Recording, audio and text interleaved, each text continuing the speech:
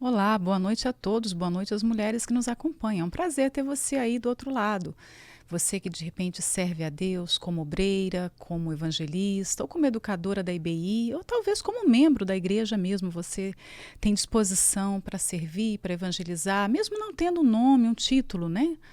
E isso não é o mais importante. Mas o importante é que você serve a Ele. Então nós temos muita coisa em comum, sabia?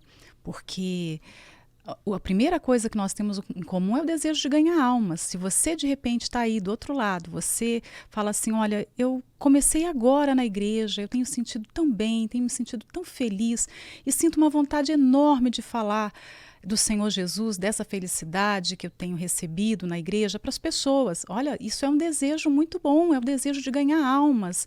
E com essa motivação que você tem, você pode muito. Então, nós temos em comum o desejo de ganhar almas, o desejo de compartilhar a fé com outras pessoas, de compartilhar o nosso tempo, os nossos conhecimentos, né?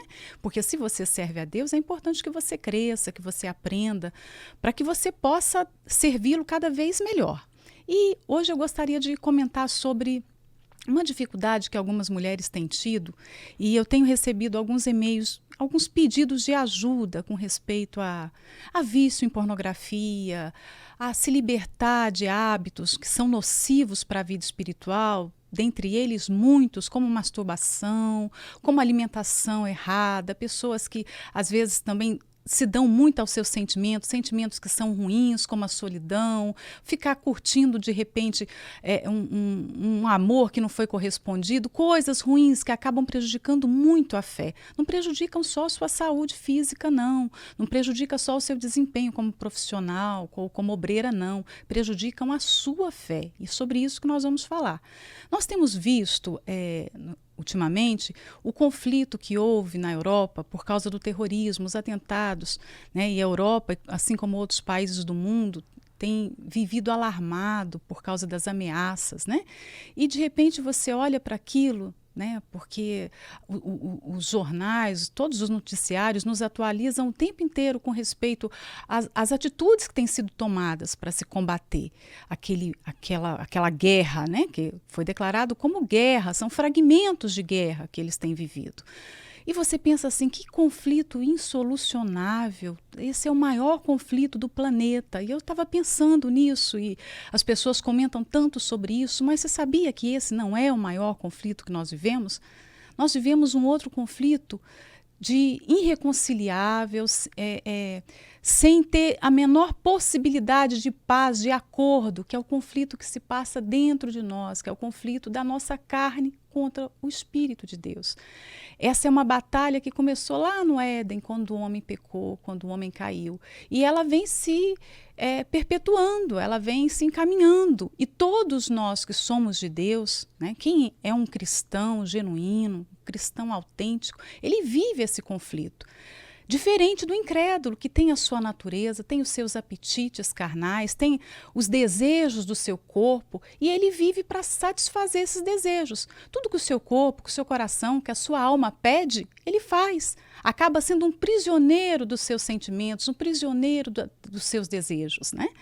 Vive para satisfazê-los. Mas um cristão não. Quando a gente se converte, nós aprendemos através da Bíblia, aprendemos com a palavra de Deus, que nós passamos a temos que ter um novo estilo de vida, uma nova maneira de viver. E essa nova maneira de viver é apresentada como caminhar segundo o Espírito, andar segundo o Espírito. Se você está aí, é uma pessoa de Deus, se você nasceu de Deus, você é batizado com o Espírito Santo, você sabe muito bem o que eu estou falando. Porque essa é a linguagem espiritual, a linguagem da fé.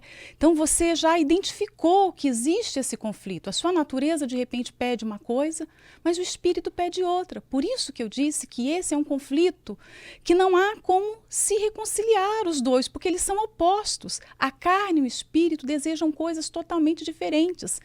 Então nós vivemos no meio desse conflito. E quem decide a vitória nesse conflito somos nós. Eu e você, nós decidimos se queremos agradar a carne, se vamos satisfazer o que ela pede, ou se vamos agradar o Espírito, que é aquilo que a palavra de Deus pede. Qual é a vontade do Espírito? É a vontade de Deus, que está expressa na sua palavra.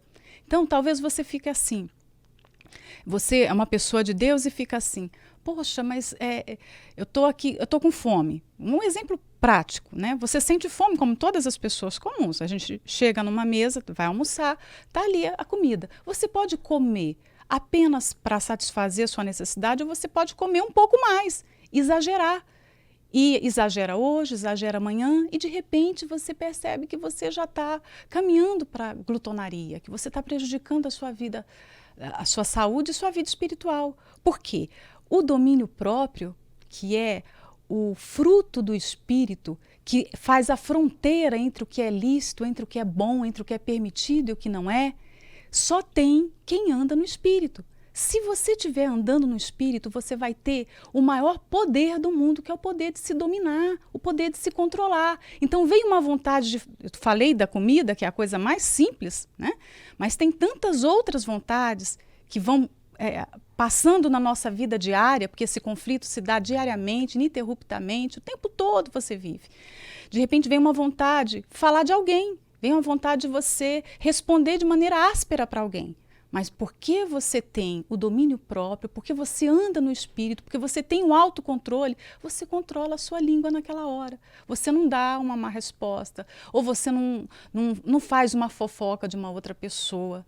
Você não dá vazão para os sentimentos. Quantas pessoas têm sido dominadas por sentimentos, principalmente as mulheres, que são muito vítimas do coração. Quantas não são dominadas pelo sentimento de solidão? Nós estávamos atendendo vários telefonemas aqui de pessoas que estão procurando a inscrição do Godlywood, e muitas são solteiras e, de repente, na hora que ela vai responder o seu estado civil, solteira, ela até abaixa o tom da voz, como se fosse uma vergonha, como se for... Você percebe claramente que aquilo está machucando, que aquilo está ferindo a alma dela. Então, quantas pessoas estão vivendo dominadas por sentimentos de solidão, de incapacidade, de inferioridade, de desprezo? Elas mesmas se desprezam, elas mesmas se acham totalmente incompetentes, inadequadas para qualquer coisa. Então, quem tem o domínio próprio rejeita esse tipo de sentimento. Ela recebe poder para dizer sim quando tem que dizer sim e poder para dizer não quando tem que dizer não. Então, se você de repente está namorando, está aí caminhando para casar, a sua carne pode pedir para você ter relação antes do casamento. Talvez você tenha um desejo, você pensa assim, é normal ter desejo? É normal, é absolutamente normal. Mas não é normal, se você é uma pessoa de Deus, você ceder a esse desejo agora. Porque se você souber dizer não agora, você vai desfrutar desse prazer no casamento de uma forma muito melhor, mais saudável, de uma forma realmente prazerosa, porque você vai ter paz com Deus, vai ter paz com a sua consciência, e isso não tem preço. Ou talvez, como eu já recebi casos de mulheres que ficam viciadas, por incrível que pareçam, algo que era totalmente masculino. Mulheres que têm visto pornografia, mulheres que têm ficado viciadas em masturbação, coisas assim que você pensa, poxa, como pode uma pessoa de Deus estar dependente dessas coisas? Não conseguir dizer não a um apelo tão carnal, tão claro, tão visível que isso não pertence ao reino de Deus. Então, naquela lista que o apóstolo Paulo fala sobre as obras da carne e o fruto do Espírito, que é a manifestação dessas 9 virtudes de Deus, como nós podemos dizer assim, ali está a definição, são aquelas obras e aquele fruto que vai definir a quem você tem agradado, a quem você tem servido, a quem você tem dado a vitória nesse conflito. Se você se enquadra em uma daquelas obras da carne, você tem que mudar imediatamente, você tem que se arrepender e se voltar. Porque o que está em jogo, no final dessa lista, coloca-se lá, o apóstolo Paulo diz, não herdarão o reino de Deus aqueles que praticam a impureza, aqueles que estão na prática da prostituição, na prática da inimizade. Então, é uma lista de vícios da modernidade, de pecados que às vezes as pessoas nem consideram como pecado, mas são classificados na Bíblia como pecados. Mas o fruto do Espírito é amor, paz, longanimidade, fidelidade, domínio próprio, que é esse fruto que eu estou falando aqui agora. Você tem o autodomínio. E mais vale uma pessoa que se domina do que aquele que conquista uma cidade. Olha como o autocontrole é importante.